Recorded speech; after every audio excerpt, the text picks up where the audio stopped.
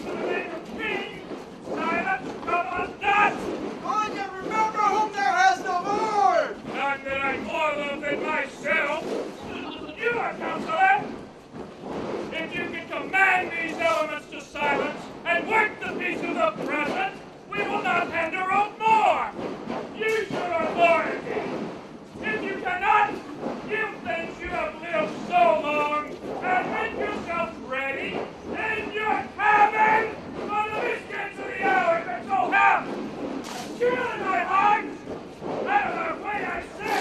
I have great comfort for this fellow. He is no crowding like a mine. His complexion is pure, perfect gala. Stand fast to this hanging the fate. Let the rope of his destiny our cable. For our own of little advantage. If he be not horribly hanged, our case is miserable. Down to the topmast! Yeah! Lower, lower!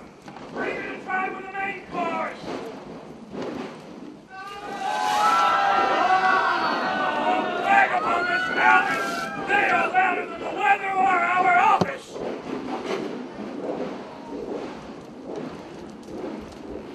Get! What do you here? Shoving you boys round? Have you a mind to sink? The pox on your throat, you bawling, blasphemous, incharitable dog! Work you then! Hang, cur! Hang, you horse and insolent noisemonger! We are less afraid to be drowned than thou art! I warned him from drowning, though the ship were no stronger than a nutshell, or leaky as an unstanched wench. Lay her home, hold! Send her two bushes off to sea again, lay her off!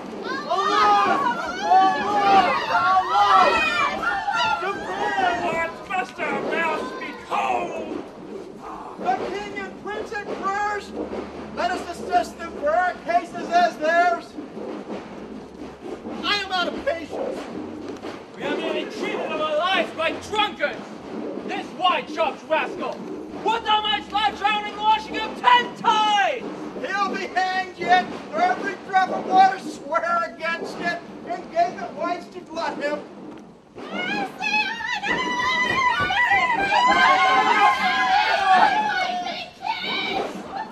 Let's go sink with the king! Let's take leave of him. No, I would give 1,000 furlongs of open sea for an acre of barren ground, long heath, wild furs, anything. The will's above me done, but I would fain die a dry death.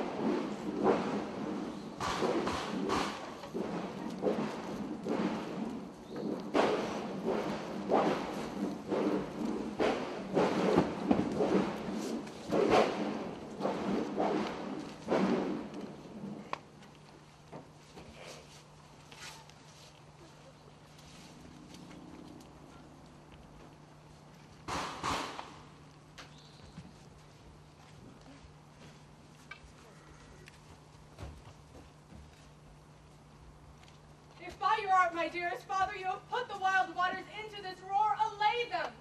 The sky, it seems, would pour down stinking pitch, but that the steam mounting to the welkin's cheek dashes the fire out. Oh, I have suffered with those I saw suffer.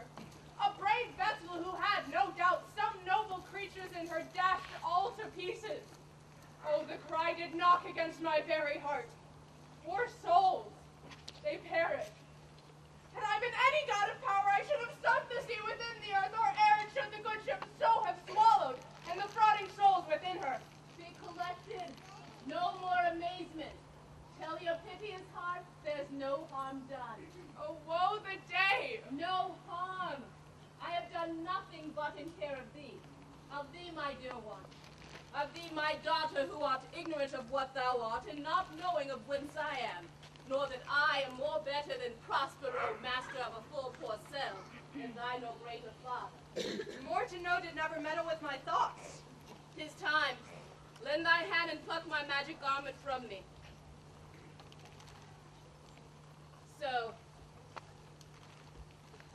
Lie there, mine art. Wipe thou thine eyes. Have comfort. The direful spectacle of the rack, which touched the very virtue of compassion in thee, I have with such provision limbs and mine are, so safely ordered that no soul, no not so much perdition as an hair, be tied to any creature in the vessel which thou heardest cry, which thou sawest sink. Sit down, for thou must now know farther. You have often begun to tell me what I am, but stopped and left me to a bootless inquisition, concluding stay, not yet. The hour is now come. The very minute bids thee, ope thine ear, obey and be attentive. Canst thou remember a time before we came into this cell? I do not think thou canst, for then thou wast not out 3 years old. Certainly, sir, I can. By what? By any other house or person?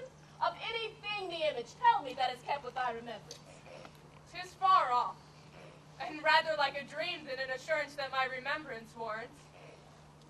Had I not 4 or 5 women once that tended me? Thou hast, Miranda, and more, but how is it that this lives in thy mind? What seest thou else in the dark backward and abysm of time? If thou canst remember us of ere thou camest here, then how thou camest here thou mayest. But that I do not. 12 years since, Miranda. 12 years since thy father was the Duke of Millen and the Prince of Power. Sir, are not you my father? Thy mother was a piece of virtue, and she said thou wast my daughter, and thy father the Duke of Millen, and his only heir and princess, no worse issue. Oh, the heavens! What foul play had we that we came from thence? Or blessed wast we did? Both, my girl. By foul play, as thou sayest, were we heed thence, but blessedly hope hither. Oh, my heart bleeds to think of the teen I have turned you to, which is from my remembrance. Please you, further? My brother, thy uncle, called Antonio, I pray thee mark me, that a brother should be so perfidious. He whom next thyself of all the world I loved, and to him put the manage of my state, as at that time through all the signories it was the first, and Prospero the prime duke, being so reputed in dignity and for the liberal arts, without a parallel, those being all my study, the government I cast upon my brother, and to my state grew strange, being transported and wrapped in secret studies. Thy false uncle, dost thou attend me? Sir, most heedfully.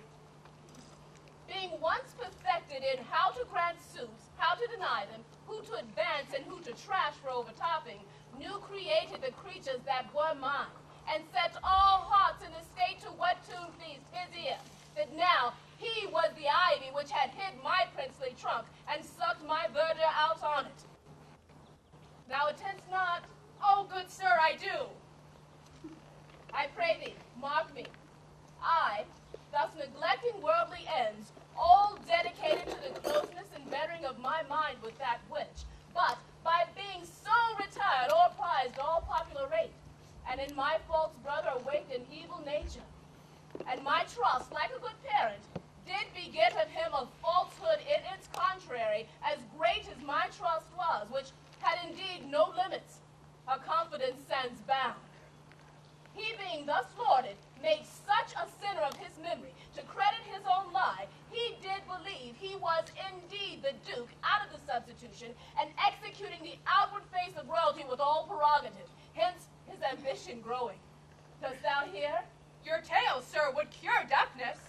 To have no screen between the part he played and him he played it for, he needs will be absolute Millen. And me, poor man, my library was dukedom large enough. Of temporal royalties he thinks me now incapable.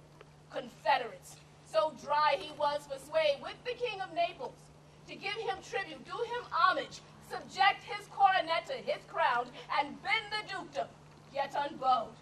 Alas, poor Millen, to most ignoble stooping. Oh, the heavens!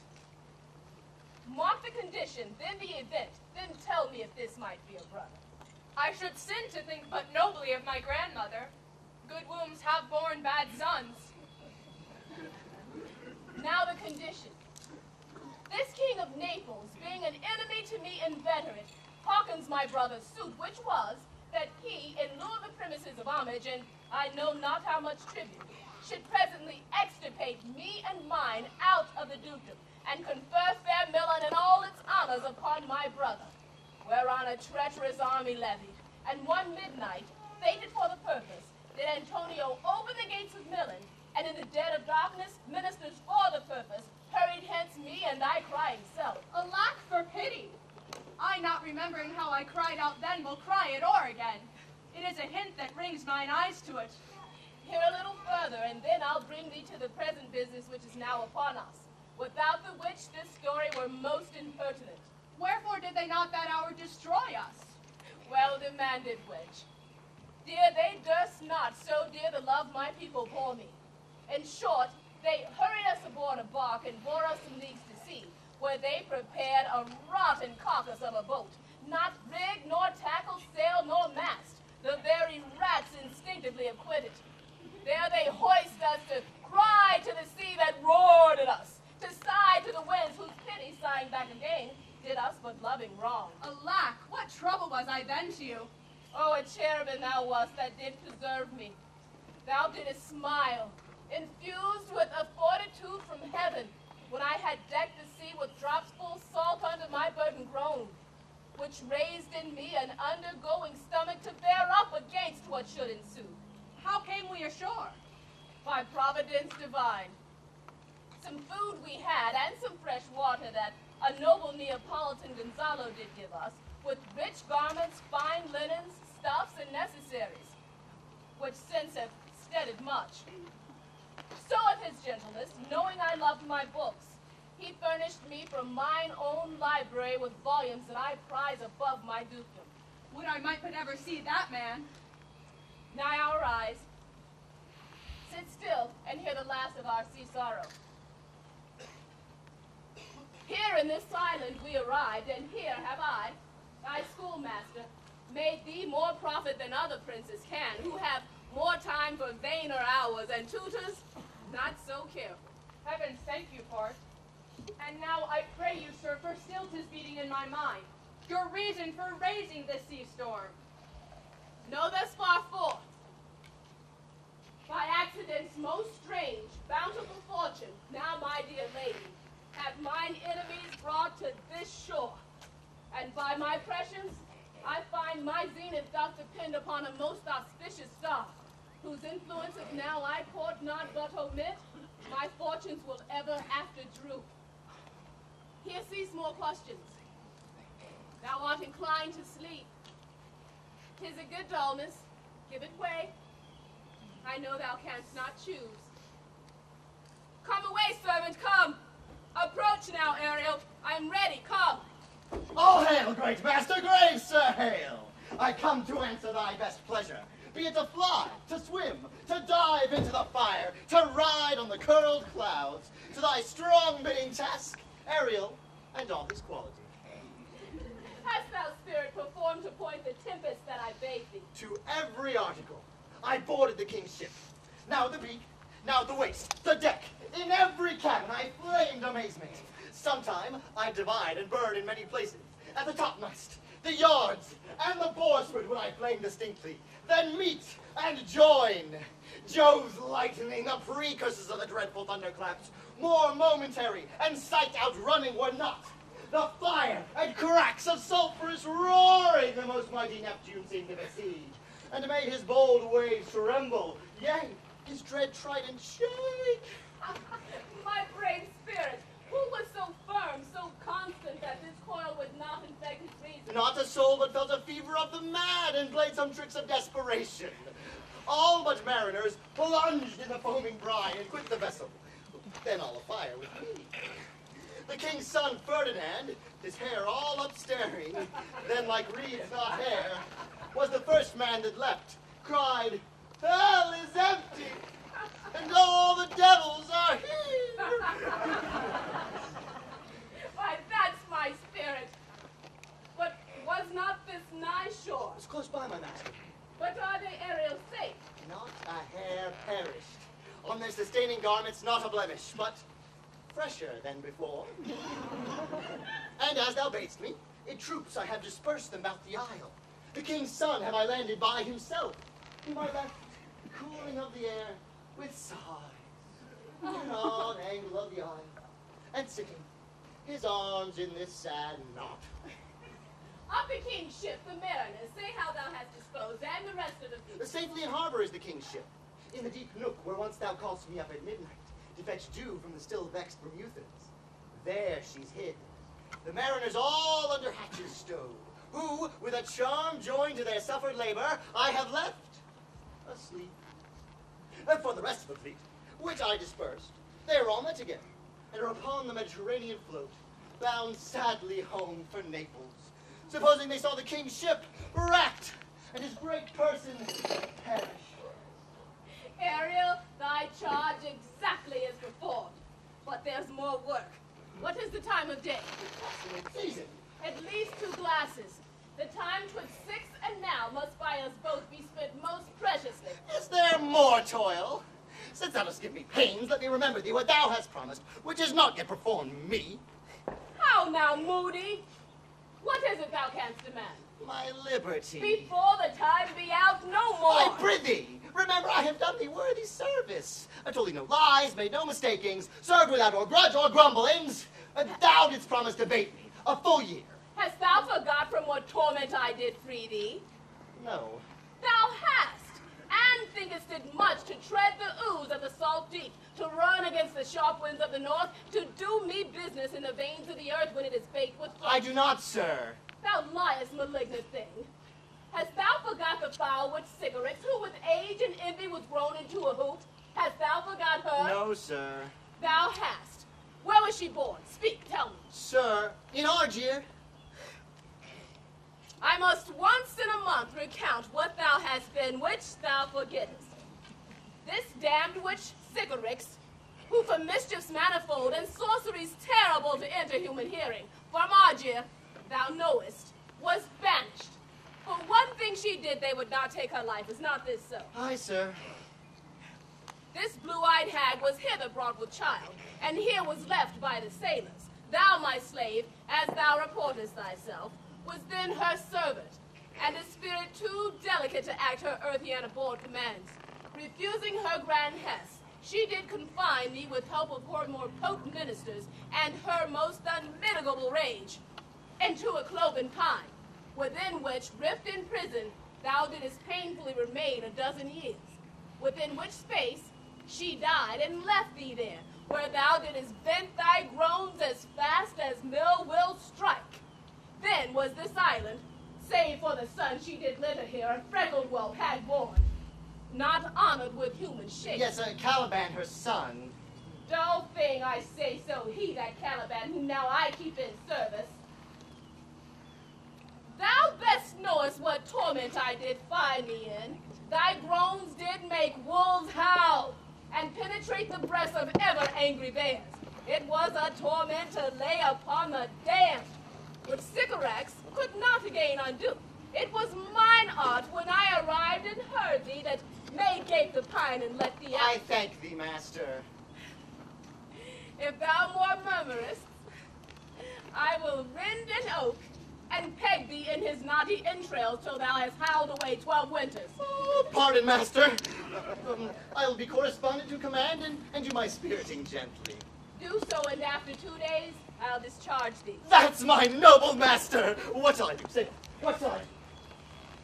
Go, make thyself like a nymph of the sea, subject to no sight but mine and thine, invisible to every eyeball else. Go, take this shape and hither come in. Go hence with diligence. Awake, dear heart, awake. Thou hast slept well. Awake. The strangeness of your story put heaviness in me. Shake it off. Come on. We'll visit Caliban, my slave, who never yields us kind answer. 'Tis a villain, sir, I do not love to look on. But as it is, we cannot miss him. He does fetch in our fire, make our wood, and serves in offices that profit us. What ho! Slave Caliban, thou earth thou, speak! There's wood enough within. Come forth, I say, there's other business for thee. Come, thou tortoise, when? Fine apparition, my quaint Ariel. Hearken thine ear. My lord, it shall be done. Thou most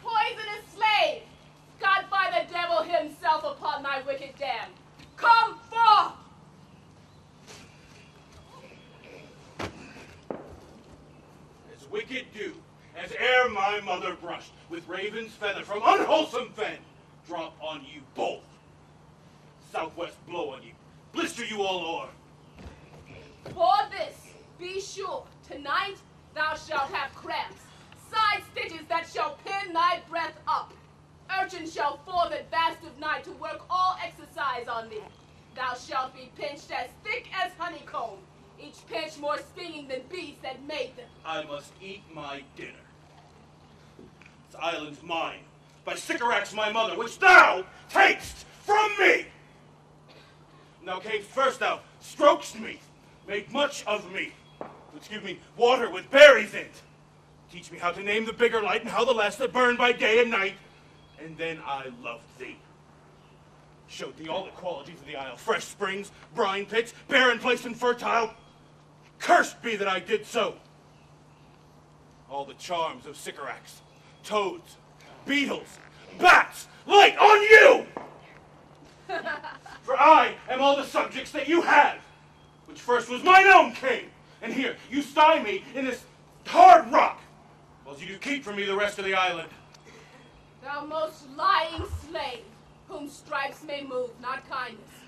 I have used thee with human care, and lodged thee in mine own cell, till thou didst seek to violate the honor of my child.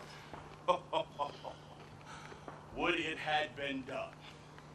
Thou didst prevent me, I had peopled else this isle with Calibans. Abhorrent slave, which any print of goodness wilt not take, being capable of all ill.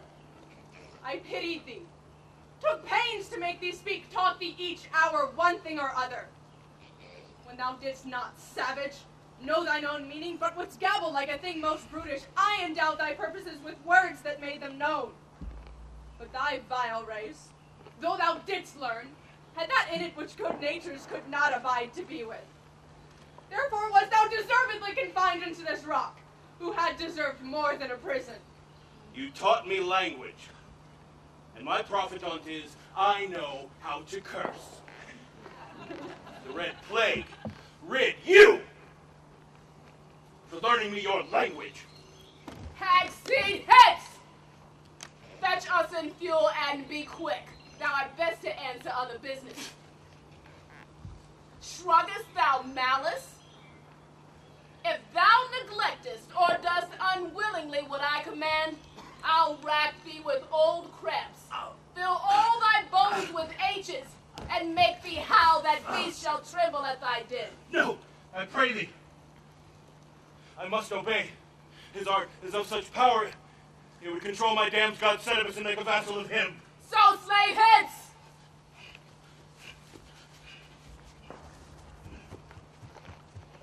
Come unto these yellow sands and then take and curtsied when you have and kissed the wild waves away. Footed featly here and there, and sweet sprites the bird and bear. Hark, hark, bow, wow, the watchdogs bark. Bow, wow, bow, wow, bow, wow, hark, hark. I hear the strains of strutting chanticleer. Cry cock-a-doodle-doo. Where should this music be? In the air or in the earth? It sounds no more, and sure it waits upon some god of the isle. Sitting on a bank, weeping again the king my father's wreck, this music crept upon me by the waters, allaying both their fury and my passion with its sweet air. Hence I have followed it hither, or it hath drawn me rather. But 'tis gone. No, it begins again. Full fathom five, thy father lies, of his bones are coral made. Those are pearls that were his eyes. Nothing of him that doth fade, but doth suffer a sea change into something rich and strange. Sea nymphs hourly ring his knell. Hark, now I hear them. Hark, now I hear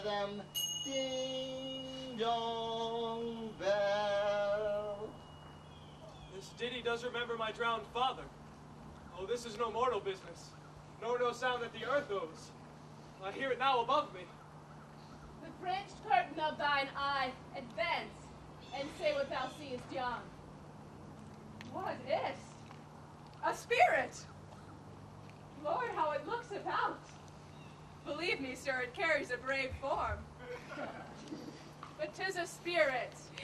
No, wench. It eats and sleeps and hath such senses as we have such.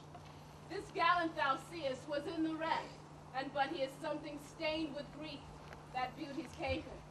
Thou mightest call him a goodly person. He has lost his fellows and strays about to find them. I might call him a thing divine, for nothing natural I ever saw so noble. It goes on, I see, as my soul prompts it. Spirit, fine spirit, I'll free thee within 2 days for this.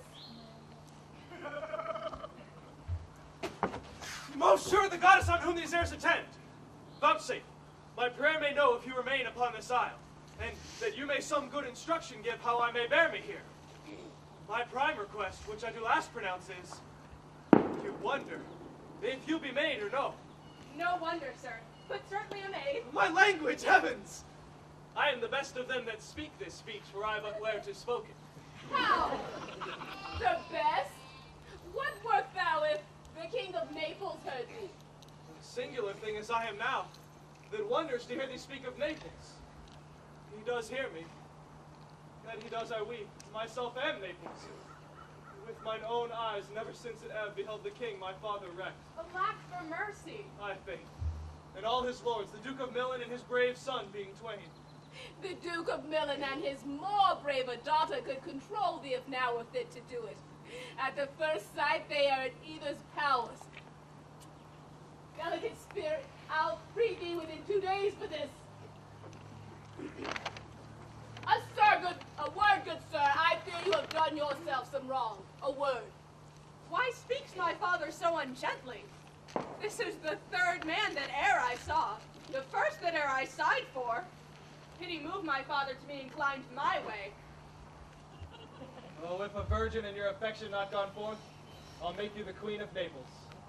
Soft, sir, one word more. They are both in either's powers, but this swift business must I uneasy make, lest too light winning make the prize light. One word more. I charge thee that thou attend me. Thou dost here usurp the name thou owest not, and have put thyself on this island as a spy to win it from me, the Lord on it. No, as I am a man. There's nothing ill can dwell in such a temple.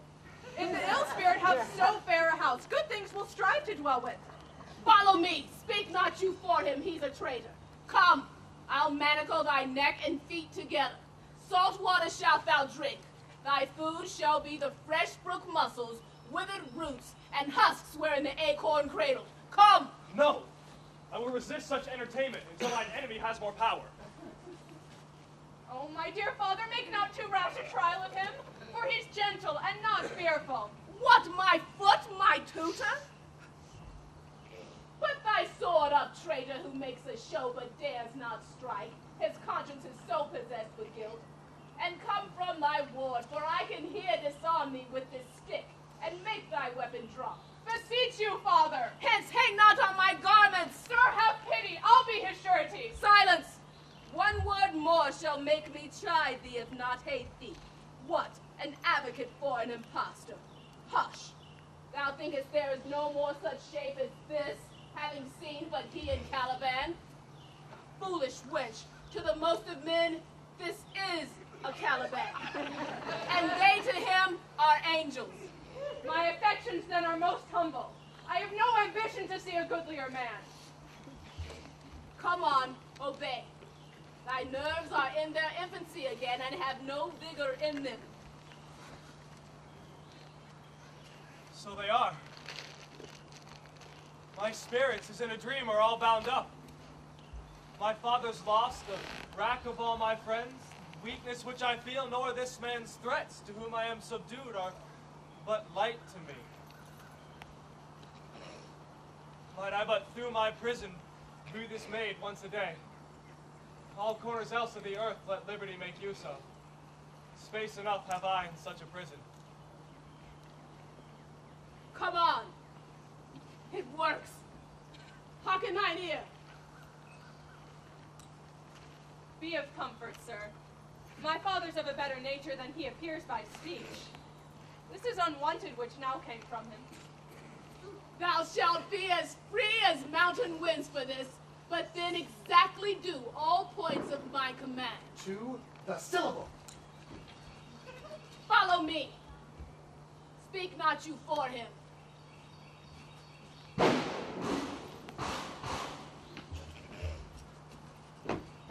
I beseech you, sir, be merry. You have cause, so have we all, of joy. For our escape is much beyond our loss. And the woe is common. Every day some sailor's wife, some master's merchant, some merchant just in our theme of woe. But for the miracle, I mean of our preservation, few in millions can speak as we do. Therefore, sir, wisely weigh our comfort with our sorrow. Prithee, peace! He receives comfort like cold porridge. The visitor will not give him more, so. Look, he's winding up the watch of his wit. By and by, it will strike. Sir, One. Yeah. when every grief is entertained that's offered, comes to the entertainer. $1. $1 comes to him indeed. You've spoken truer than you purposed. But you have taken it wiselier than I meant you should. Therefore, I prithee spare. well, I've done. But yet, He will be talking. Which of he or Adrian, for a good wager, first begins to crow? The old cock. The cockerel. Done. The wager. A laughter. A match. Oh, this island seems to be desert. Ha ha ha! So you're paid. Uninhabitable and almost inaccessible. Yet. Yet, They could not miss it. the air breathes upon us here most sweetly. As if it had lungs, and rotten ones. here is everything advantageous to life.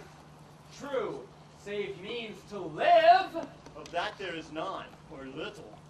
Look at the grass, how lush and lusty, how green. The ground indeed is tawny. With an eye of green in it. He misses not much. No, he doth but mistake the truth totally. But the rarity of it is, and is almost completely beyond credit, As many vouched rarities are. that our garments, being as they were drenched in the ocean, hold notwithstanding their newness and gloss, being rather new dyed than stained with salt water, methinks our garments are as fresh as when we first put them on in Ephraim, the marriage of your daughter to the king of Tunis. 'Twas a sweet marriage, and we prosper well in our return.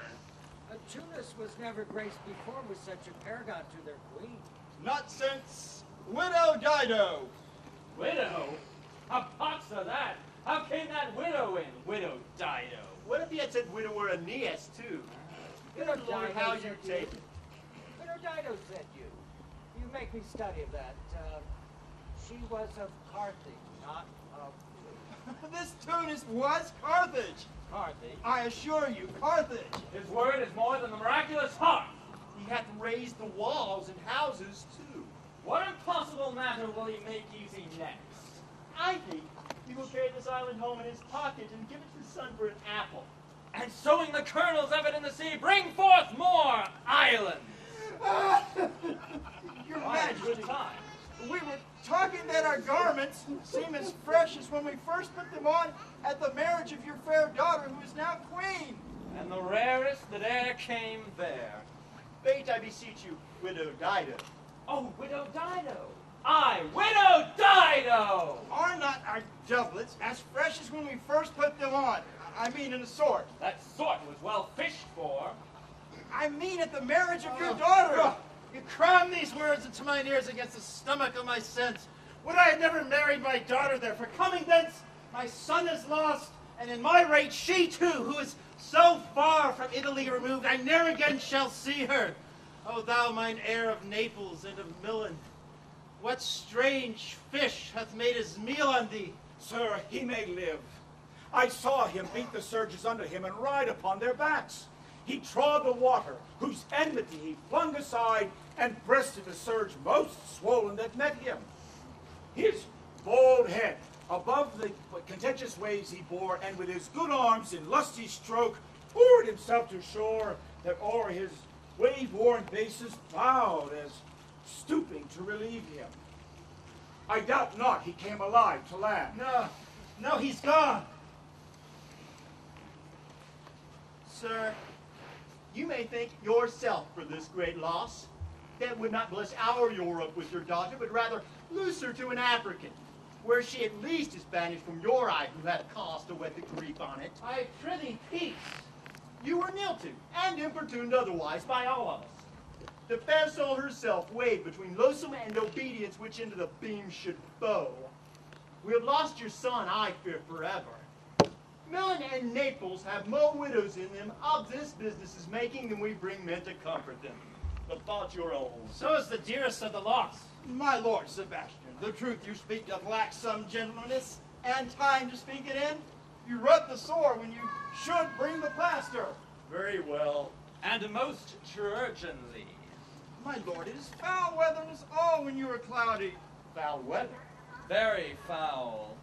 Had I plantation of this isle, He'd sow it with nettle seed. Or dots, or mallows. and were king on it, what would I do? Escape being drunk for want of wine. In the Commonwealth, I would execute all things by contraries. No traffic would I admit. No name of magistrate would I allow. No letters would I allow. Riches, poverty, use of service, none. Contract, succession, born, bound of land, till, vineyard, none. No use of metal, wine, corn, or oil. No occupation. All men idle. All. And women too. But innocent and pure. No sovereignty. Yet, he would be king on it. The latter end of his commonwealth forgets the beginning. Nature would bring forth all things without sweat or endeavor. No felony, treason, sword, pike, knife, no engine would I allow. But nature, after her kind, would bring forth in all flourishing, all abundance to feed my innocent people. No marrying among his subjects. None, man, all idle. Whores and knaves. I would with such perfection govern to excel the golden age. Oh, Save his majesty. long live Gonzalo. And do you mark me, sir? Prithee no more. Let us talk nothing to me. I do well agree with your majesty. I did it to minister occasion to these gentlemen who are always used to laugh at nothing. 'Twas you we laughed at. Who in this merry kind of fooling of nothing to you. Therefore you may continue to laugh at nothing still. What a blow was there given. Oh. You gentlemen are brave metal. You moved the moon out of its sphere. If it would continue to stay 5 weeks without changing, We would so. And then go a bat-fouling. Nay, sir, be not angry. I warrant you, I will not adventure my discretion so weakly. Will you laugh me to sleep, for I am suddenly very heavy. Go, sleep, and hear us. Ha, ha, ha! What, also soon asleep? I wish mine eyes would of themselves shut up my thoughts. I find they are inclined to do so. Please you, sir, do not omit the heavy offer of it. Seldom visit sorrow when it doth, it is a comforter. We too, my lord, will guard you while you take your rest and watch your safety. Ah, thank you. Wondrous heavy.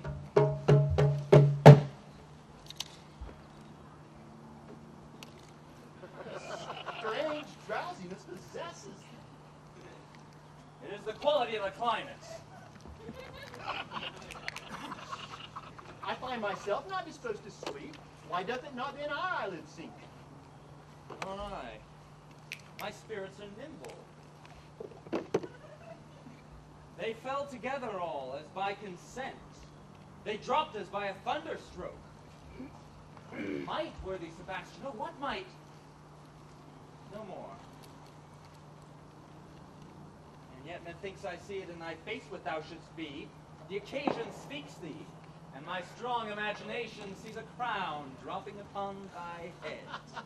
What? Art thou waking? Do you not hear me speak? I do, and surely it is a sleepy language, and thou speakest out of thy sleep. What is it thou didst say? This is a strange repose, to be asleep with eyes wide open, standing, speaking, moving, yet so fast asleep. Noble Sebastian, now let's thy fortune sleep. Die, rather. Winks whilst thou art waking. Thou dost snore distinctly. There's meaning in thy snores. I am more serious than is my custom. You should be so too if need be, which to do trebles the oar. Well, I am standing watching. I'll teach you how to flow. Do so. Prithee, say on. Although this lord of weak remembrance, this who shall be of as little memory when he is earth, hath here almost persuaded, for he's a spirit of persuasion, only professes to persuade the king his son's alive. 'Tis as impossible that he's undrowned as he that sleeps here swims. I have no hope he's undrowned. Out of that no hope, what great hope have you? Will you grant with me that Ferdinand is drowned? He's gone. Then tell me, who's the next heir of Naples? Clarabelle. She that is Queen of Tunis. She that dwells 10 leagues beyond man's life. She that of Naples can have no note unless the sun were post. The man in the moon's too slow, till newborn chins be rough and razorable. What stuff is this? How say you? 'Tis true my brother's daughter is Queen of Tunis. So is she heir of Naples, which regions there is some space. A space whose every cubit seems to cry out, how shall that Clarabelle measure us back to Naples? Keep in Tunis, and let Sebastian wake. Say that 'twere death that now has seized them. Why, they were no better than now they are. There be that can rule Naples as well as he that sleeps. Lords that can prate as amply and unnecessarily as this Gonzalo. I myself could make a cough of as he chats. Oh, that you bore the mind that I do. What a sleep were this for your advancement. Do you understand me? Methinks I do. And how does your content tend to your own good fortunes? I remember you did supplant your brother Prospero. True. And look how well my garments sit upon me now much feeter than before. My brother's servants were then my fellows. Now they are my men. But for your conscience. Aye, sir, and where lies that? If 'twere a kive, 'twould put me to my slipper, but I feel not this deity in my bosom. Here lies your brother. No better than the earth he lies upon, if he were that which now he's like, that's dead. Whom I, with disobedient steel, 3 inches of it, can lay to bed forever, whiles you, doing thus, to the perpetual wink of eye might put this ancient morsel, this Sir Prudence, who should not upbraid our course. For all the rest, they'll take suggestion as a cat laps milk. They'll tell the clock to any business that we save if fits the hour. Thy case, dear friend, shall be my precedent. Hast thou got us milling? I shall come by Naples. Draw thy sword. One stroke shall free thee from the tribute which thou payest, and I, the king, shall love thee. Draw together. And when I rear my hand, do you the like to fall it on Gonzalo? Oh, but one word.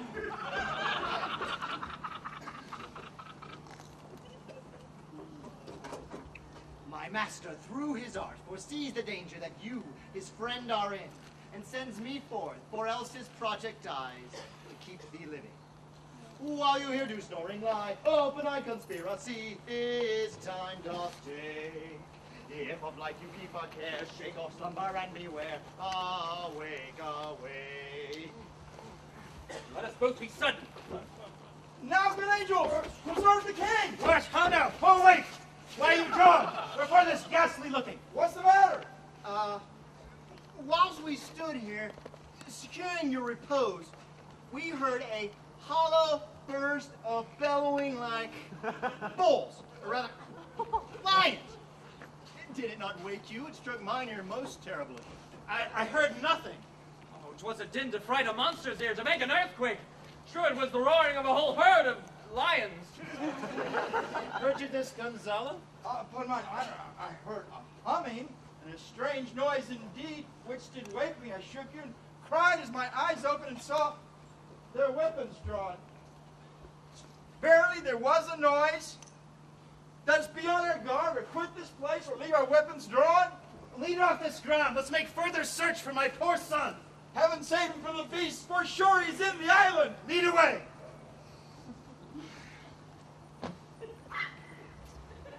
Prospero, my lord, shall know what I have done. So, King, go safely on to seek thy son.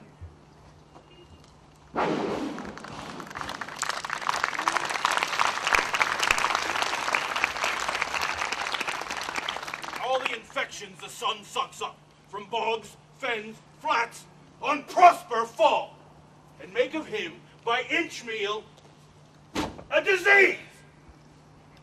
His spirits hear me, yet I needs must curse, for they'll nor pinch, fright me with urchin shows, pitch me in the mire, nor lead me like a firebrand in the dark out of my way, unless he bid him. Yet for every trifle are they set upon me, sometimes like apes that mow and chatter at me, and after bite me, and then like hedgehogs which lie tumbling in my barefoot way, and mount their pricks at my footfall. Sometime am I all wound with adders, who with their cloven tongues do hiss me into madness. Lo, now lo, here is a spirit of his to torment me for bringing my wood in slowly. I'll fall flat, perchance he will not mind me. Here's neither bush nor shrub to bear off any weather at all, and another storm brewing. I hear it sing in the wind. Yon same black cloud, yon huge one, looks like a foul bombard that would shed his liquor. If it should thunder as it did before, I know not where to hide my head. Yon same cloud cannot choose but fall by pailfuls. What have we here? A man or a fish? Dead or alive?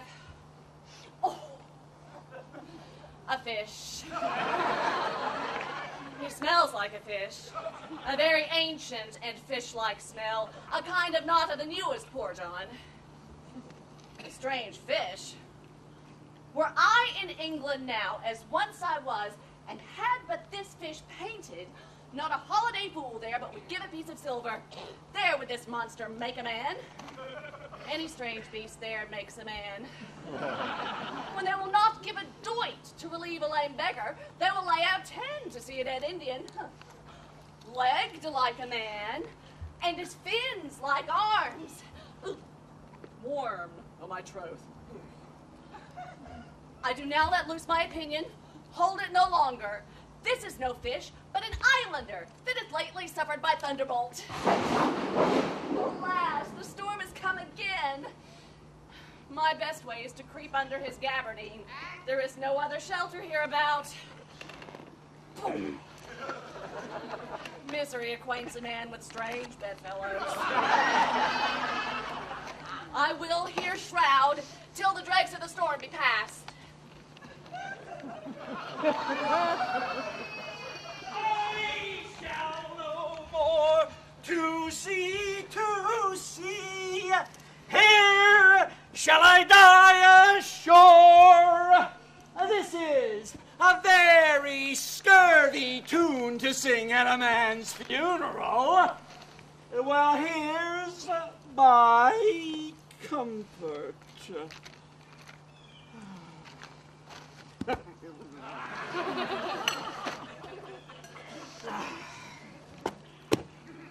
The master, the swabber, the boatswain, and I, the gunner, and his mate, loved them all, a Meg and a Marian and a Marjorie, but none of us cared for Kate, for she had a tongue with a tang, would cry to a sailor, go hang. She loved not the savor of tar nor of pitch, but a tailor might scratch her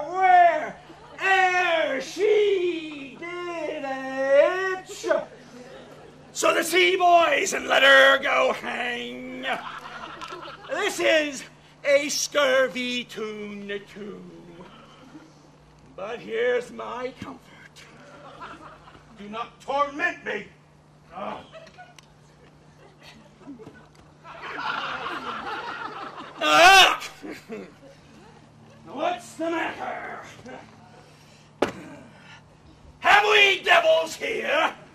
Do you put tricks upon us with savages and men of Ind? I have not escaped drowning to be afeard now of your forelegs. For it hath been said, as proper a man as ever went on, forelegs cannot make him give ground. And it shall be said so again, while Stephano bereaves at Nostrum. Oh, the spirit torments me. This is some monster of the island with 4 legs who hath got, as I take it, an ague. I will give him some relief, if it be but for that. If I can recover him and keep him tame and get to Naples with him, he's a gift for any emperor that ever trod upon neat's leather. Do not torment me, I prithee. I'll bring my wood home faster. He's in his fit now and does not speak after the wisest. He shall taste of my bottle. If ye have never drunk wine afore, it will go near to remove his fit. If I can recover him and keep him tame, I shall not take too much for him. He shall pay that hath him, and that soundly. Thou dost me yet but little hurt, but thou wilt anon. I know it by thy trembling now Prosper works on thee. Come on your ways, open your mouth. No. This is that will give language to you, cat. Come, open your mouth. No. This will shake your shaking, I can tell you, and that soundly. You cannot tell who's your friend. Open your chaps again. I should know that voice. It should be. But he is drowned, and these are devils. Oh, defend me. 4 legs and 2 voices. A most delicate monster. His forward voice is to speak well of his friend. His backward voice is to utter foul speeches and to detract. If all the wine in my bottle can recover him, I will help his ague. Come, and I'll pour some in thy other mouth. Stephano! Doth thy other voice call to me? A mercy! A mercy! This is a devil, and no monster. I will leave him. I have no long spoon. Stephano! If thou beest, Stephano, touch me and speak to me, for I am Trinculo. Be not afeard, thy good friend, Trinculo. If thou beest, Trinculo, come forth. Ugh. I'll pull thee by the lesser legs. If any be Trinculo's legs, these are they. What? Thou art very Trinculo, indeed. How camest thou to be the stool of this mooncat? I took Can it. it fence Trinculos? I took him to be killed with a thunderstroke. But art thou not drowned, Stephano? Oh, I hope now thou art not drowned. Is the storm overblown? I hid me under the dead mooncat's gabardine for fear of the storm. And art thou living, Stephano? Oh, Stephano, to Neapolitan's gate! I prithee, do not turn me about. My stomach is not constant. These be fine things, and if they be not sprites, that's a brave god who bears celestial liquor. I will kneel to him. How didst thou escape? How camest thou hither? Swear on this bottle how thou camest hither. I escaped upon a butt of sack, which the sailors heaved overboard by this bottle, which I made of the bark of the tree with mine own hands since I was cast ashore. I'll swear by that bottle to be thy true subject, for the liquor is not earthly.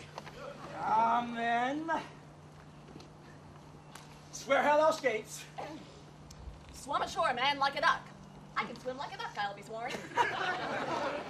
Here, kiss the book. Though thou canst swim like a duck, thou art made like a goose. Oh, Stephano.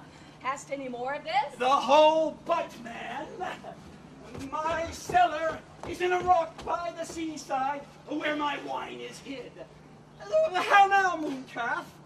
How dost thine ague? Hast thou not dropped from heaven? Out of the moon I do assure thee. I was the man in the moon when time was. I have seen thee in her, and I adored thee. My mistress showed me thee, and thy dog, and thy bush. Come then, swear to that, kiss the book. I will furnish him anon with new contents. By this good light, this is a very shallow monster. I appear to him a very weak monster. The man in the moon, a most poor credulous monster. Well-drawn monster in good sooth. I will show thee every fertile inch of the island. I will kiss thy foot. Prithee, be my god. By this light, a most perfidious and drunken monster. When his god's asleep, he'll rob his bottle. I'll swear thy foot, I'll kiss thy foot, and swear myself thy subject. Come, kiss the book. I shall laugh myself to death at this puppy-headed monster. A most scurvy monster. I could find in my heart to beat him. Come, yeah, but the poor monster's in drink. An abominable monster. I'll pick thee berries. I'll fish for thee. I'll get thee wood enough. A plague upon the tyrant that I serve. I'll bear him no more sticks. To follow thee, thou wondrous man. Oh, a most ridiculous monster to make a wonder of a poor drunkard. I prithee, let me take thee where the crabs grow, and I, with my long nails, will dig thee pig nuts. I'll show thee a jay's nest. I'll instruct thee how to snare the nimble marmoset. I'll take thee to costering filberts. Sometimes I'll get the young scammels from the rock. Wilt thou go with me? Prithee, lead the way without any more talking. Trinculo, the king and all our company else being drowned, we will inherit here. Here, bear my bottle. Friend Trinculo, we will fill him by and by again. Farewell, master. Farewell. Farewell. A howling monster, a drunken monster. No more dams I'll make for fish. No fetching, firing at requiring. No scrape trenchery. No wash dish. Bad. Caliban! Got a new master. Get a new man! Freedom, high day. High day, freedom, high day! Oh, brave monster, lead the way!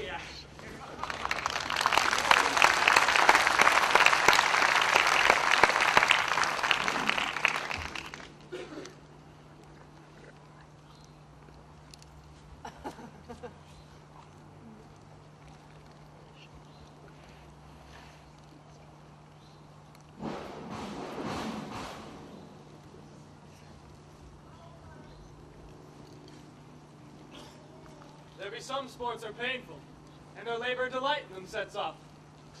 Some kinds of baseness are nobly undergone, and most poor matters point to rich ends. This, my mean task, would be as heavy to me as odious. But the mistress which I serve quickens what's dead, and makes my labors pleasures. Oh, she is 10 times more gentle than her father's craft, and he's composed of harshness. I must remove some thousands of these logs, and pile them up upon a sore injunction. My sweet mistress weeps when she sees me work, and says, such baseness had never like executor. I forget, but these sweet thoughts do even refresh my labors, most busy, least when I do it. Alas now, pray you work not so hard. I would the lightning had burnt up those logs that you were enjoined to pile. Pray now, set it down and rest you. When this burns, 'twill weep for having wearied you. My father is hard at study. Pray now rest yourself. He's safe for these 3 hours. Oh, most dear mistress, the sun will set before I shall discharge what I must strive to do. If you'll sit down, I'll bear your logs the while. Pray give me that. I'll carry it to the pile. No, precious creature. I had rather crack my sinews, break my back, than you should such dishonor undergo while I sit lazy by. It would become me as well as it does you, and I should do it with much more ease, for my goodwill is to it, and yours it is against. Poor worm, thou art infected. This visitation shows it.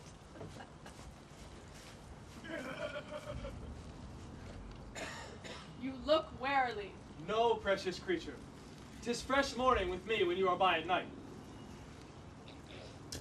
I do beseech you, chiefly that I might set it in my prayers. What is your name? Miranda?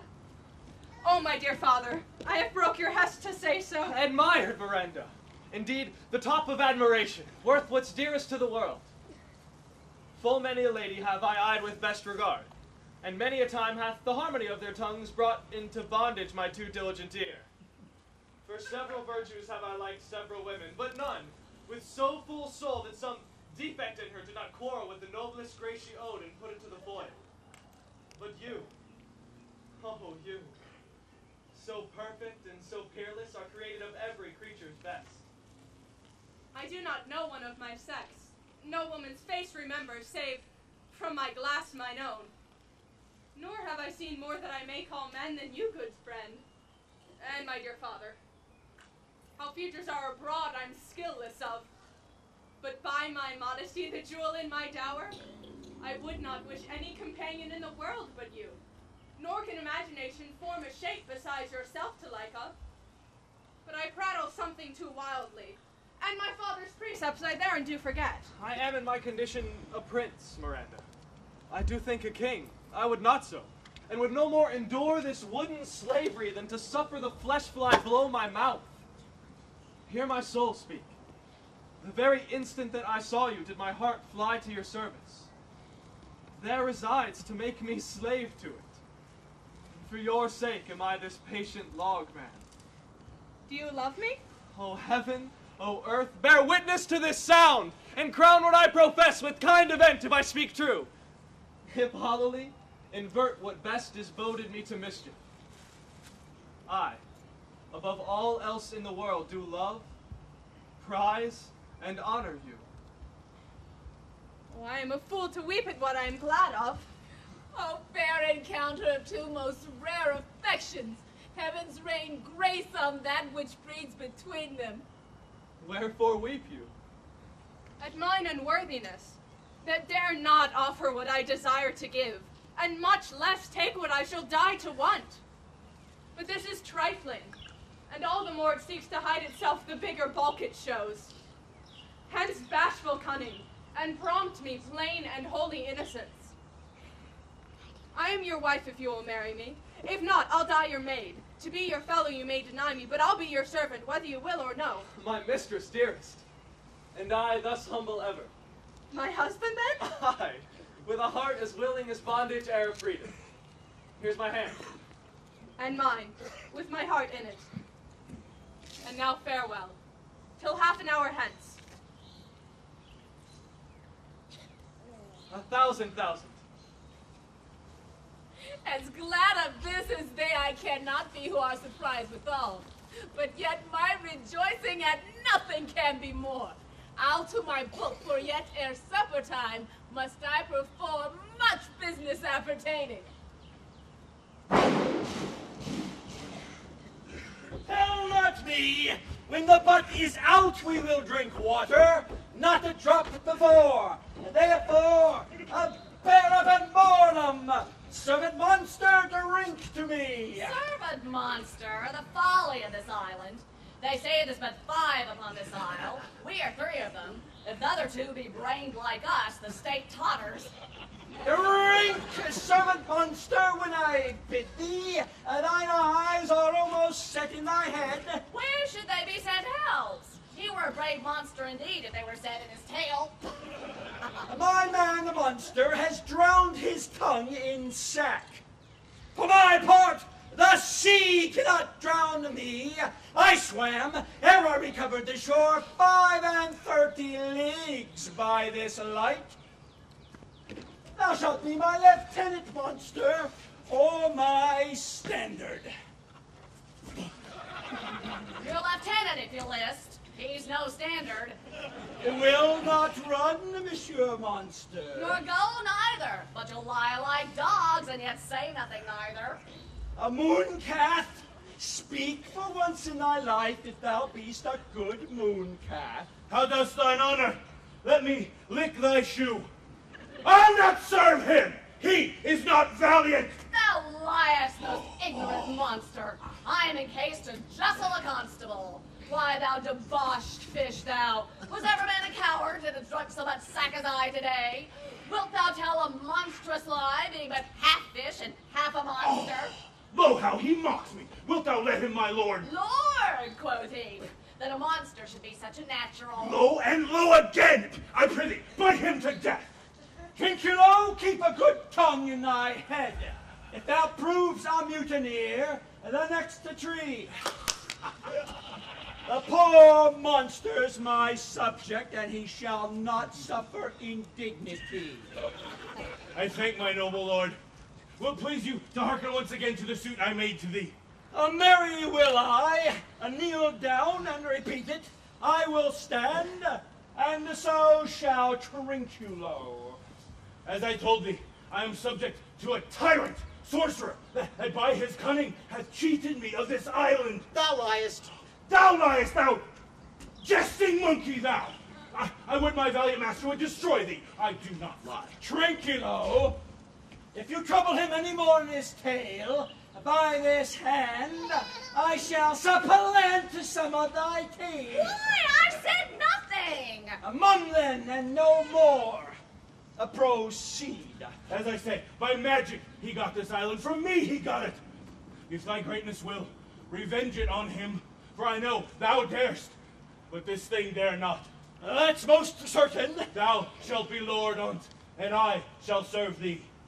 How now shall this be compassed? Canst thou bring me to the party? Yea, my lord, yea. I'll yield him thee asleep, where thou mayst knock a nail in his head. Thou liest, thou canst not. What a pie ninny's this!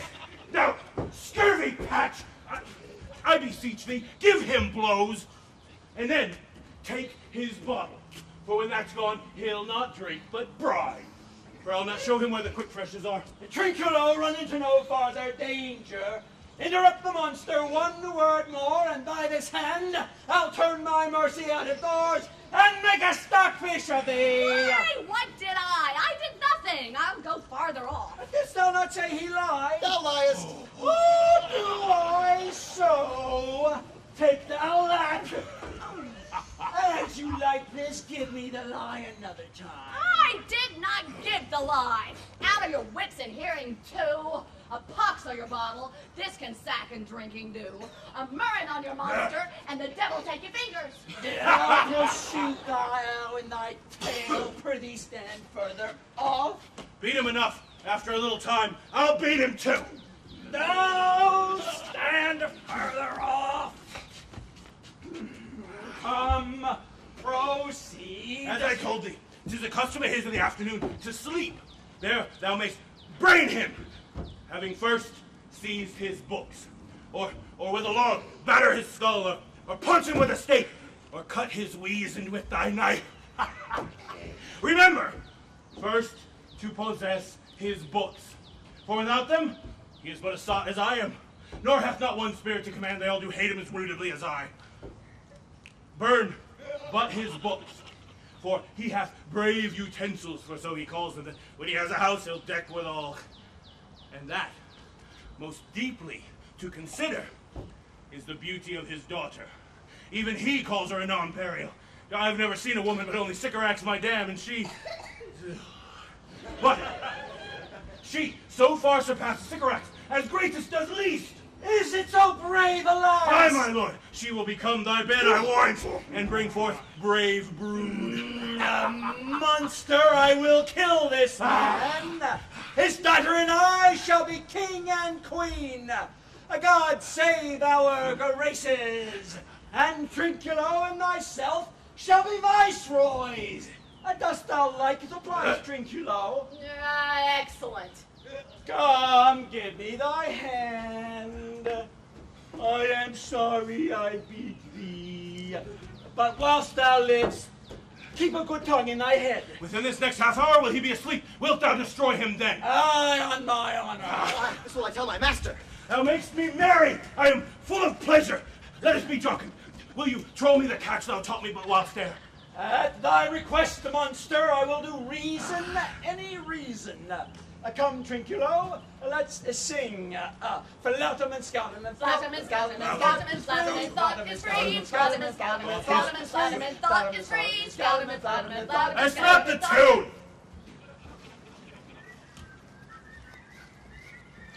What is he saying? This is the tune of our catch, played by the picture of nobody. If thou be'st a man, show thyself in thy likeness. If thou be'st the devil, take us our list. Oh, forgive me my sins. He that dies pays all debts. Magnify thee! Oh, mercy upon us! Art thou afeard? No, monster, not I. Be not afeard.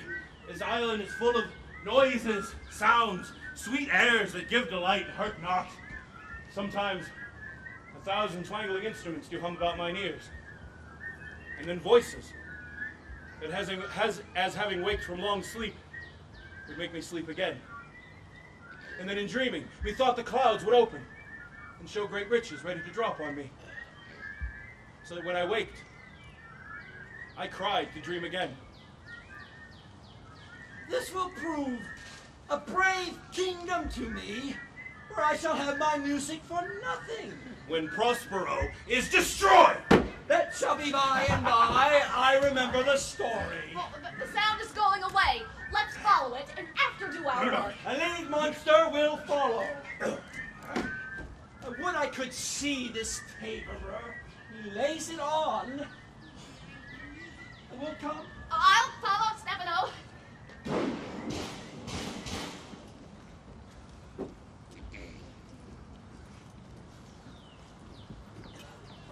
Fire, lady! I needs must rest me. My old bones ache. Here's a maze trot of forthrights and meanders. By your leave, I needs must rest me. Oh, Lord, I cannot blame thee, whom I am myself attached with weariness to the dulling of my spirits. Sit down and rest. Even here I will put off my hope and keep it no longer for my flatterer. He is drowned whom thus we stray to find, and the sea marks our frustrate search on land. Well, let him go. I am right glad that he's so out of hope. Do not for one repulse forego the promise that you resolve to effect. The next advantage will we take thoroughly. Let it be tonight. For now they are oppressed with travail. They cannot, nor they will not use such vigilance as when they are fresh. I say tonight, no more. What harmony is this? My good friends, hark. Marvelous sweet music. Give us kind keepers, heavens, what relief. A living drollery. Now, I will believe in unicorns. That in Arabia, there is one tree, the phoenix throne. One phoenix at this hour reigning there. I'll believe both. And whatever else does want credit, let it come to me, and I'll be sworn 'tis true. Travelers ne'er did lie, though fools at home condemn them. If it enables I should report this, would they believe me if I should say I saw such islanders? For certes they are people of the island with a monstrous shape, yet note their manners are more gentle kind than a human generation you shall find many, nay, almost any. Honest Lord, thou hast said well, for some of you there present are worse than devils. I cannot too much muse such shapes, such gesture, such sound, expressing, although they want the use of tongue, a sort of excellent dumb discourse. Praise it departed. They vanish strangely. No matter, since they have left their beards behind, we have stomachs. Will it please you taste of what is here? Not I. You need not fear, Lord. We're little boys. Who would believe there are mountaineers, dewlap like bulls with great wallets of flesh hanging at their throats? Or that there were men who had their heads in their breasts, which now every player 1 for 5 brings good report of. I will stand to and feed. Although my last, no matter since I feel the best is past. Brother, my lord the Duke, stand to and do as we. You are three men of sin, whom destiny, that hath to instrument this lower world and what is in it, the never surfeited sea hath caused to belch up you.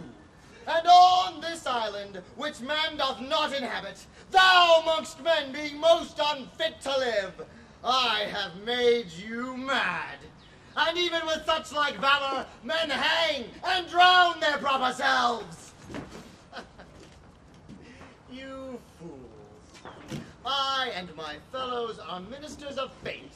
The elements of whom your swords are tempered may as well wound the loud winds, or with bemocked at stabs kill the still closing waters, as diminish one dowel in my... My fellow ministers are like invulnerable. If you could hurt, your swords are now too messy for your strength, and will not be uplifted. But remember, for that's my business to you, that you three from Millen did supplant good Prospero, exposed unto the sea which hath requited him and his innocent child, for which foul deed the powers, delaying, not forgetting, have incensed the seas and shores, yea, all the creatures against your peace. Thee of thy son Alonso they have bereft, and do pronounce by me lingering perdition, worse than any death can be at once, shall step by step attend you and your ways, whose wrath to guard you from, else on this most desolate isle falls on your heads, is nothing but heart sorrow, and a clear life ensuing.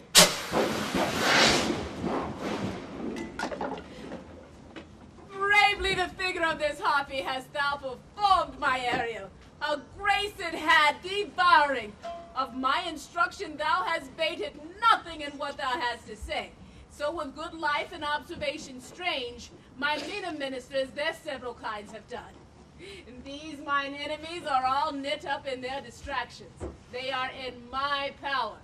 And in these fits I leave them while I visit young Ferdinand, whom they suppose is drowned, and his and mine loved darling.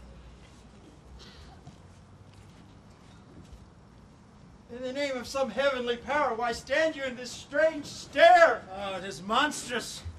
Monstrous. Methought the billows spoke and told me of it. The winds did sing it to me, and the thunder, that deep and dreadful organ pipe, pronounced the name of Prosper. It did bass my trespass. Therefore my son at the ooze is bedded, and I'll seek him deeper than e'er plummet sounded, and with him there lie mudded.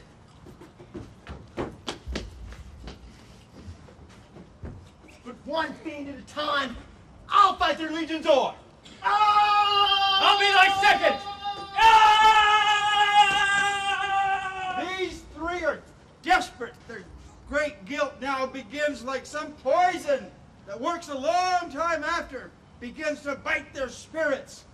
I beseech you, our supper joints, flee after them and hinder them from what this wild ecstasy may now provoke them on to. Follow, I pray you.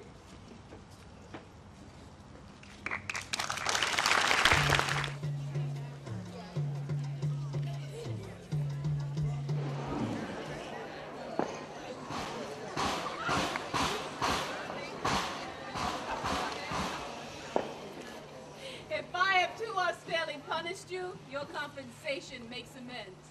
For I have given you here a third of mine own life, for that for which I live, which once again I tended to thy hand. All thy vexations were but my trials at thy love, and strangely thou hast stood the test. Here afore heaven, I ratify this my rich gift. O Ferdinand, do not smile at me that I boast her off. For thou shalt find she will outstrip all praise and make it halt behind her. I do believe it against an oracle. Then as my gift and thine own acquisition worthily purchased, take my daughter. But if thou dost break her virgin not before all sanctimonious ceremonies may with full and holy rite be ministered, no sweet aspersion shall the heavens let fall to make this contract grow. But barren hate, sour-eyed disdain, and discord shall bestrew the union of your bed with weeds so loathly that you shall hate it both. Therefore, take heed as Hymen's lamps shall light you. As I hope for quiet days, fair issue and long life for such love as 'tis now. The murkiest den, the most opportune place, the strongest suggestion or worser genius can shall never melt mine honor into lust, to take away the edge of that day's celebration. Fairly spoke. She is thine own. Sit and talk with her. Ariel, my industrious servant, Ariel! What would my potent master? Here I am. Thy and thy meaner fellows your last service did worthily before, and I must use you in such another trick.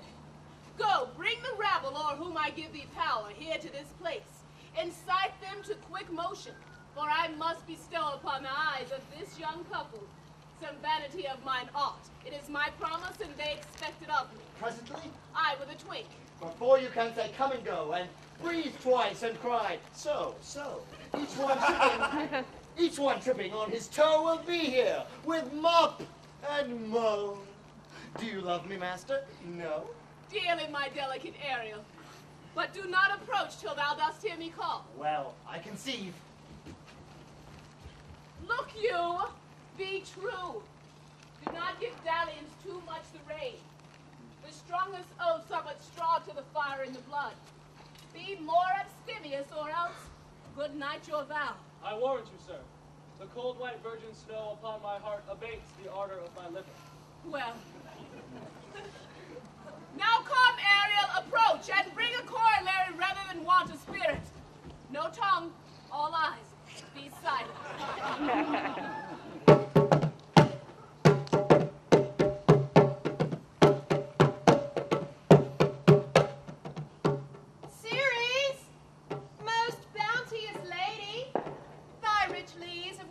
barley, vetches, oats, and peas, thy turfy mountains where live nibbling sheep, and flat meads thatched with stover them to keep, thy banks with peonid and twilled brims, which spongy April at thy hest betrims, to make cold nymphs chaste crowns, and thy broom groves whose shadow the dismissed bachelor loves, being last lorn, thy pole-clipped vineyard and thy sea-marge sterile, and rocky hard where thou thyself dost err, the queen of the sky, whose watery arch and messenger am I, do bid thee leave these, and with her sovereign grace, here on this grass plot, in this very place, to come and sport.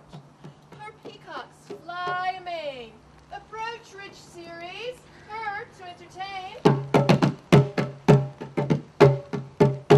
Hail, many-colored messenger, that ne'er does disobey the wife of Jupiter, who with thy saffron wings upon my flowers diffuses honey drops, refreshing showers, and with each end of thy blue bow dost crown my bosky acres and my unshrubed down, rich scarf to my proud earth. Why hath thy queen summoned me hither to this short grass green? A contract of true love to celebrate, and some donation freely to estate on the blessed lovers. Tell me, heavenly bow, if Venus or her son, as thou dost know, do now attend the queen, since they did plot the means that dusky disk my daughter got, her and her blind boy scandaled company, I have forsworn. Of her society, be not afraid. I met her deity cutting the clouds towards Tempest, and her son dove drawn with her. Here thought they to have worked some wanton charm upon this man and maid, whose vows are, no beverite shall be paid till Hymen's torch be lighted. Oh, but in vain. Mars' hot minion is returned again. Her waspish-headed son has broke his arrows, and swears he'll shoot no more, but play with sparrows and be a boy right out. Highest queen of state, great Juno comes. I know her by her gait. How does my bounteous sister? Go with me to Bliss's twain, that they may prosperous be and honored in their issue. Honor, riches, marriage, blessing, long continue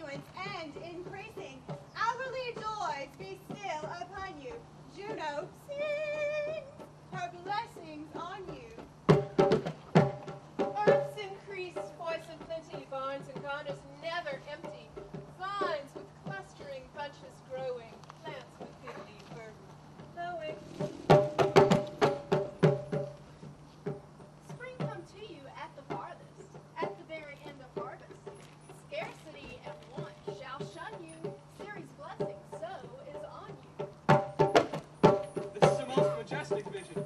May I be bold to think these spirits? Spirits which by mine art I have from their confines called to enact my present fancy. Let me live here ever. A wondrous father and a wise makes this place paradise. Sweet, now silence. Juno and Ceres whisper seriously. There's something else to do. Hush and be mute, or else our spell is marred. You nymphs called naiads of the wintering brooks, with your sedged crowns and ever harmless looks, leave your crisp channels, and on this green land answer your summons. Juno does command. Come, temperate nymphs, help to celebrate a contract of true love. Be not too late.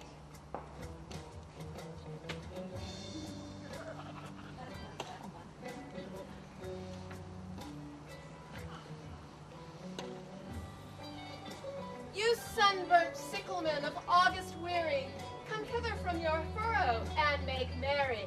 Your holiday, your rye straw hats put on, and these fresh nymphs encounter every one in country footing.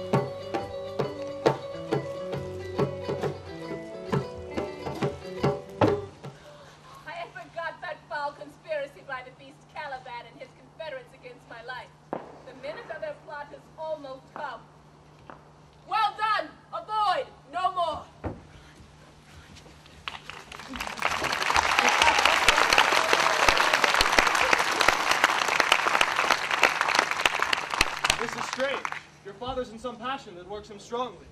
Never till this day saw I him touched with anger so distempered. You do look, my son, in a moved sort, as if you were dismayed. Be cheerful, sir. Our revels are now ended, and these our actors, as I foretold you, were spirits and are melted into air, into thin air. And like the baseless fabric of this vision, the cloud-capped towers, the gorgeous palaces, the solemn temples, the great globe itself, and yea, all which it inherit, shall dissolve, and like this insubstantial pageant faded, leave not a rack behind. We are the stuff dreams are made on, and our little life is rounded with a sleep. Sir, I'm vexed. Bear with my weakness. My old brain is troubled. Be not disturbed with my infirmities. If you be pleased, retire into my cell and there repose. A turn or two I'll walk to still my beating mind. We wish your peace. Come with a thought. I thank thee. Ariel, come. Thy thoughts I cleave to. What's thy pleasure? Spirit, we must prepare to meet with Caliban. Aye, my commander. When we presented Ceres, I thought to have told thee of it, but I feared lest I might anger thee. Say again where thou didst lead these varlets? I told you, sir, they were red hot with drinking. So full of valor that they smote the air for breathing in their faces and beat the ground for kissing of their feet. Yet, always bending towards their project. Then I beat my tabor, at which like unbacked colts they pricked their ears, advanced their eyelids, lifted up their noses as they smelt music. So I charmed their ears that calf-like they my lowing followed, through toothed briars, sharp furzes, prickled goss, and thorns which entered their frail shins. At last, I left them in the filthy mantled pool beyond your cell, there dancing up to the chins, that the foul lake o'erstunk their feet. That was well done, my bird. Thy shape invisible retain thou still. The trumpery in mine house, bring it hither for stale to catch these thieves. I go. A devil, a born devil, on whose nature nurture can never stick, on whom my pains humanely taken all lost, quite lost. And as with age his body uglier grows, so his mind cankers, and I will plague them all, even to roaring. Come, hang them on this line.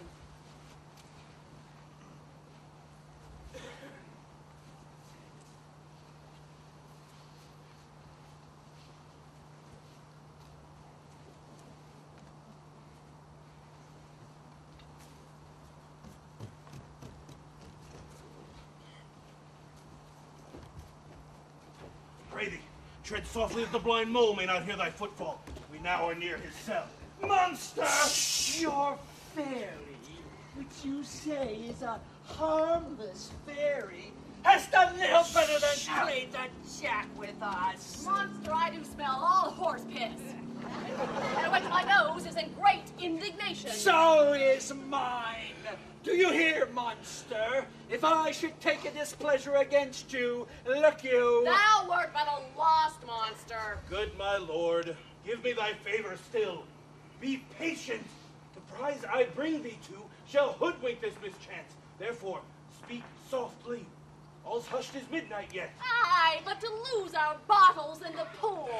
There is not only disgrace and dishonor in that monster, but an infinite loss. That's more to me than my wetting, yet this is your harmless fairy monster. I'll fetch off my bottle, guard thee, or ears for my labor. Prithee, my king! Be quiet. Look you, here. This is the mouth of the cell. No noise, and enter. Do that good mischief which will make this island thine own forever. And I, thy Caliban, for I, thy foot licker. Give me thy hand. I do begin to have a bloody thought.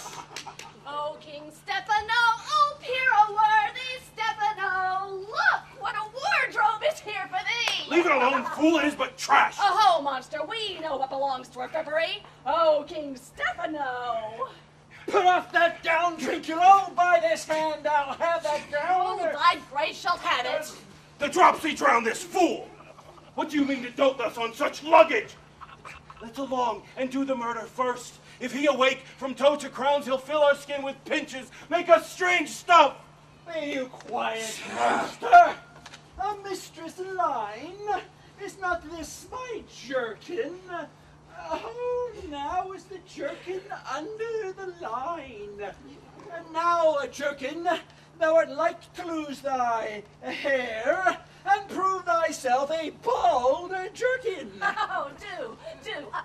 We steal by line and level, and like your grace. I thank thee for that jest. There's a garment for it. Oh, it shall not go unrewarded while I am king of this country.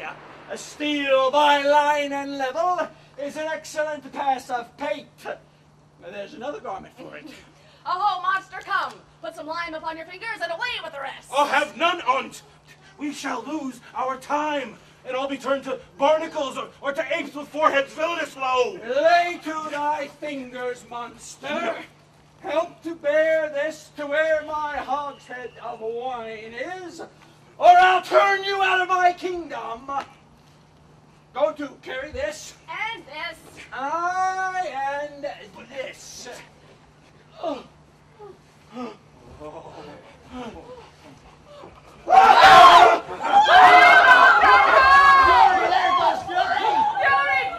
there, tyrant, there! Hark, hark! Ha! Go, my goblins! Charge them that they grind their joints with dry convulsions, shorten up their sinews with age and cramps, more pinch-spotted make them than pard or catamounted! Hark, they roar! Let them be hunted soundly. At this hour, at my mercy lie all mine enemies, and shortly shall all my labors end, and thou shalt have freedom. For a little follow and do me service. My project gathers to a head. My charms crack not, my spirits obey, and time goes upright with its carriage. How's the day? On the 6th hour, my lord, at which time you said our work should cease. I did say so when first I raised the Tempest. Say, Spirit, how fared the king and his followers? Confined together, in the same fashion as you gave in charge, just as you left them. All prisoners, sir, in the lime grove which weather fends your cell. They cannot budge till your release. The king, his brother, and yours abide all three distracted, and the remainder mourning over them, brimful of sorrow and dismay. But chiefly, him you term, sir, the good old Lord Gonzalo. His tears run down his beard like winter's drops from eaves of reeds. Your charm so strongly works them that if you now beheld them, your affections would become tender. Dost thou think so, Spirit? Well, mine would, sir, were I human. And mine shall. Hast thou who art but e'er a touch, a feeling of their afflictions, and shall not myself, one of their kind who relish all as sharply passionate as they, be not kindlier moved than thou art? Though with their high strong wrongs I am struck to the quick, yet with nobler reason gainst my fury do I take part. The rarer action is in virtue than in vengeance. They being penitent, the sole drift of my purpose doth not extend one frown further. Go release them, Ariel.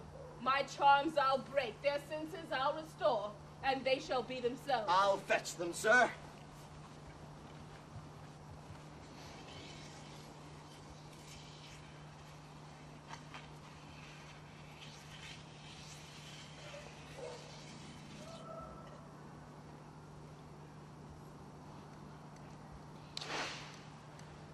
Ye elves of hills, brooks, standing lakes, and groves, and ye on the sands, whose printless foot do chase the ebbing Neptune and fly him when he comes back.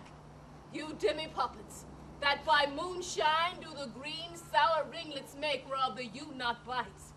And you, whose pastime is to make midnight mushrooms that rejoice to hear the solemn curfew, by whose aid, weak masters though ye be, I have bedimmed the noontide sun, called forth the mutinous winds, and twixt the green sea and azured vaults set roaring war. To the dread rattling thunder have I given fire, and rifted Jove's stout oak with his own bolt. The strong base promontory have I made shake, and by the spurs plucked up pine and cedar. Graves at my command have waked their sleepers oped, and let them forth by my so potent art. But this rough magic I here abjure, and when I have required some heavenly music, which even now I do, to work mine end on their senses that this airy charm is for, I'll break my staff, and bury it certain fathoms in the earth, and deeper than did ever plummet sound, I'll drown my book.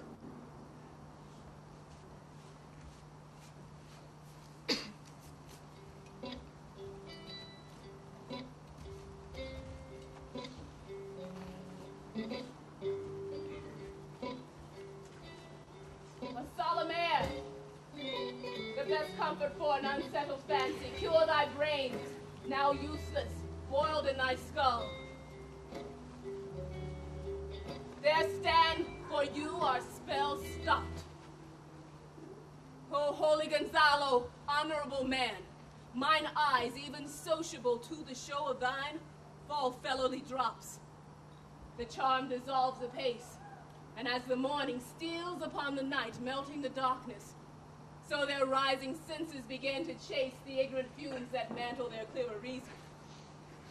O Gonzalo, my true preserver, and loyal sir to him thou followest, I will pay thy graces home in word and deed.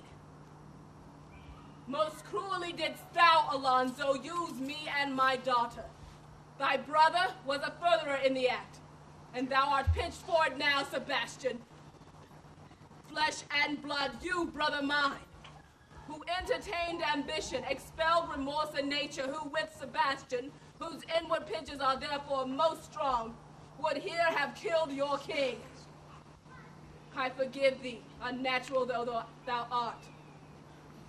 Their understanding begins to swell, and shortly shall the approaching tide fill the reasonable shores that now lie foul and muddy. Not one of them that yet looks on me or would know me. Ariel, fetch me the hat and rapier in my cell. I'll discase me and myself present as I was sometime millen. Quickly, spirit, thou shalt ere long be free.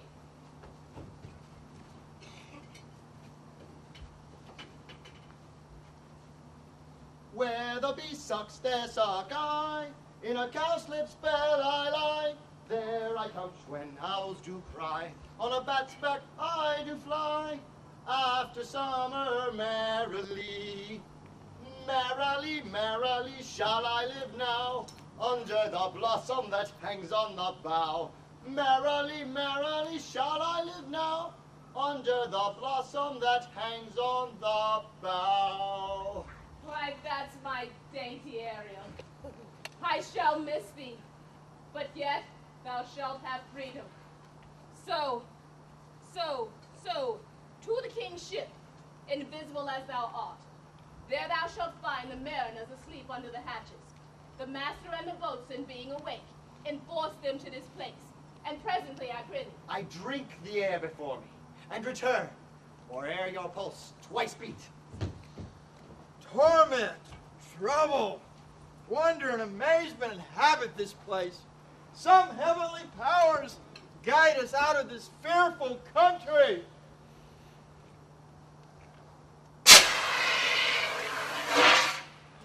Behold, Sir King, the wronged Duke of Milan, Prospero, and for more assurance that a living prince does speak to thee, I embrace thy body.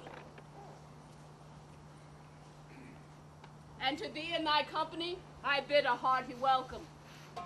Were thou beast here knower, some enchanted trifle to abuse me, I not know.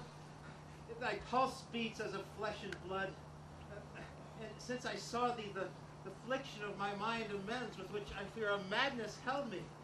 This must crave, and if this be at all a most strange story, thy dukedom I resign. And do entreat thou pardon me my wrongs. But how should Prospero be living and be here? But first, my noble friend, let me embrace thine age, whose honor cannot be measured or confined. Whether this be or be not, I'll not swear. You do yet taste some subtleties of the isle that will not let you believe things certain. Welcome, my friends all. But you, my brace of lords, were I so minded, I could here pluck your highnesses' frown down upon you and justify you traitors. But at this time, I will tell no tales. The devil speaks in him. No! And for you, most wicked sir, whom to call brother would even infect my mouth, I forgive thy rankest fault, all of them, and here require of thee my dukedom, which I know, perforce, thou must restore.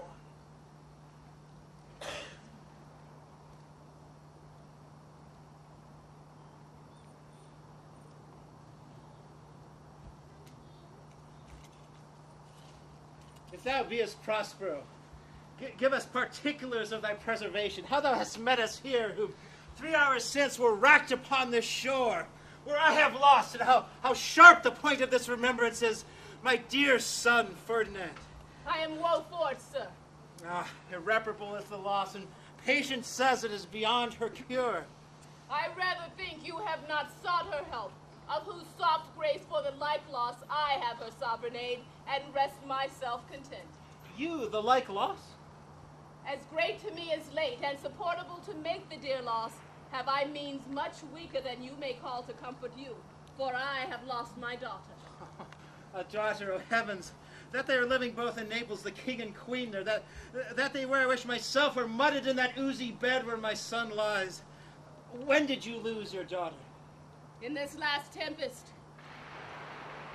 I do perceive these lords at this encounter do so admire that they devour their senses, and scarce think their eyes do offices of truth.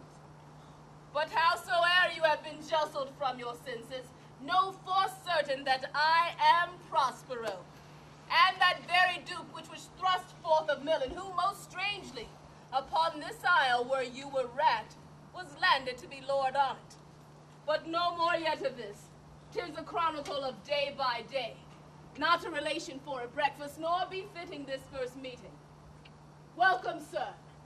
This cell's my court, and here have I few attendants and subjects none abroad. I pray you, look in. My dukedom, since you have given me gain, I will requite you with as good a thing, or at least bring forth a wonder, to content ye as much as me, my dukedom. Sweet lord, you play me false! No, my dearest love, I would not for the world. Yes, for a score of kingdoms you should wrangle, and I would call it fair play. If this prove a vision of the island, one dear son shall I twice lose. A most high miracle. Though the seas threaten, they are merciful. I have cursed them without cause. Oh, now the blessings of a glad father compass thee about. Arise and say how thou camest here. Oh, wonder! How many goodly creatures are there here? How beauteous mankind is. Oh, brave new world that has such people in it. It is new to thee. What is this maid with whom thou wast at play? Your eldest acquaintance cannot be but 3 hours. Is she the goddess that has severed us and brought us thus together? Sir, she is mortal, but by a mortal providence she's mine. I chose her when I could not ask my father for his advice, nor thought I had one. She is daughter to this famous Duke of Milan, of whom so oft I have heard renown but never saw before, of whom I have received a second life. And second father this lady makes him to me. And I am hers. But oh, how oddly must it sound that I should ask my child forgiveness. There stop, sir. Let us not burden our remembrance with a heaviness that's gone. I have inly wept, or else I should have spoke ere now. Oh, you gods, on this couple drop a blessed crown, for it is only you that have chalked forth the way hither. Oh, I say amen, Gonzalo. Was Milan thrust from Milan that his issue should become kings of Naples? Oh, rejoice beyond the common joy. Set it down in gold on lasting pillars. In one voyage did Claribel a husband find in Tunis, and her brother Ferdinand found a wife where he himself was lost. And Prospero his dukedom in a poor isle, and all of us ourselves, when no man was his own. Give me your hands. Let grief and sorrow still embrace his heart that doth not wish you joy. Be it so, amen. Look, sir. Look, sir. There are more of us. This fellow I prophesied. I said, if there were a gallows on land, he should not drown. How now, blasphemous? Swear us grace overboard, no oaths on shore. What, no mouth on land? What news? The best news is we have safely found our king and company. The next, our ship, which but 3 glasses since we gave out as split, is tight in yard and bravely rigged as when we first put out to sea. Lord, how the service have I done since I went? My tricksy spirit! Oh, these are not natural events. They go from strange to stranger. Say, how came you hither? If I did think, sir, I were well awake, I'd strive to tell you we were dead of sleep, and how we know not, all clapped under hatches, where, but even now, with strange and several noises of roaring, shrieking, howling, and the jingling chains, and more diversity of sounds, all horrible, we were awaked, straightway at liberty, where we, in all her trim, freshly beheld our royal, good, and gallant ship, our master capering to hide her, on a trice, so please you, even in a dream, where we divided from them and brought moping hither. Was't well done? Bravely, my diligence, thou shalt have freedom. This is as strange a maze as e'er men trod, and there is in this business more than nature was ever conduct of. Some oracle must rectify our knowledge. Sir, do not infest your mind with beating on this strange business. At quick pleasure, which shall be shortly, single I'll resolve you, which to you shall seem most probable of every these happened accidents. Till when, be cheerful, and think on each thing well. Come hither, spirit. Go set Caliban and his companions free. Untie the spell. How fares my gracious sir? There are yet missing of your company some few odd lads you remember not. Every man a shift for all the rest, and let no man take care for himself. All is but fortune!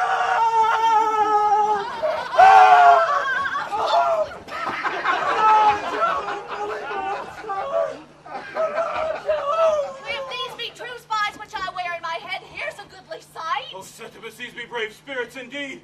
How fine my master is. I am afraid he will chastise me.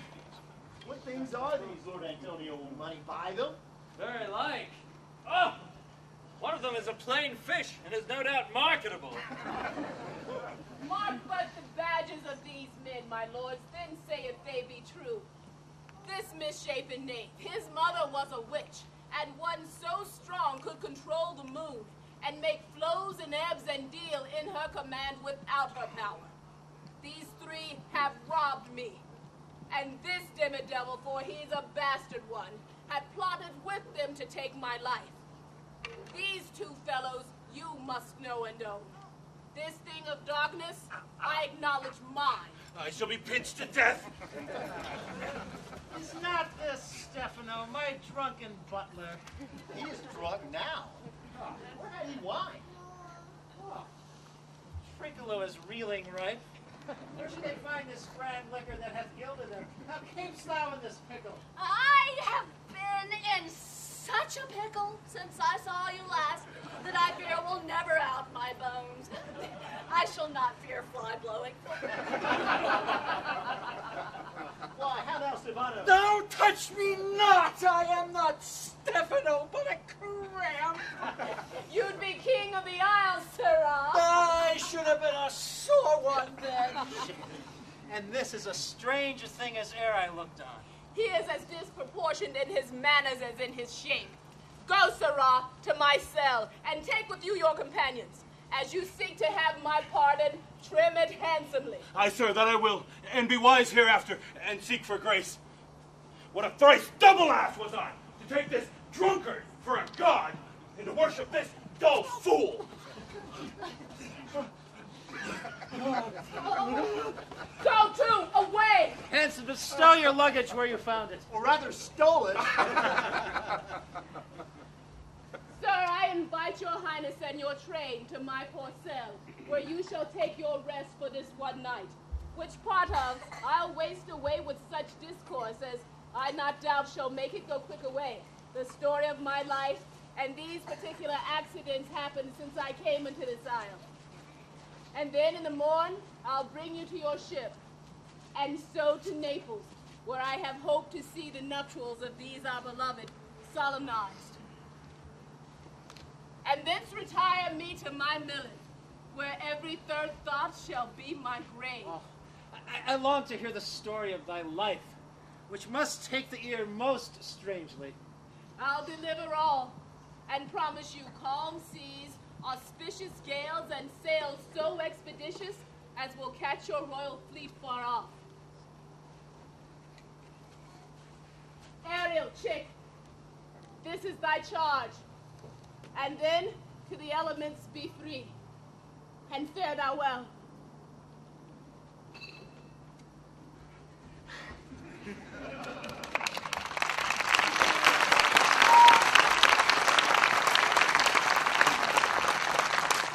I pray you, draw near.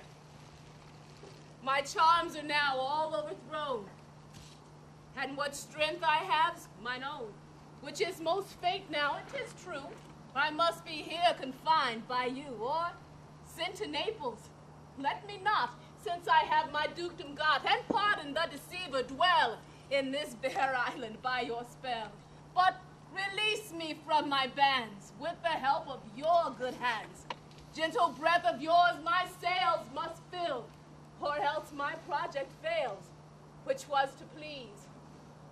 Now I want spirits to enforce, art to enchant, or my ending is despair, unless I be relieved by prayer, which pierces so that it assaults mercy itself and frees all faults. As you from crimes would pardon be, let your indulgence set me free.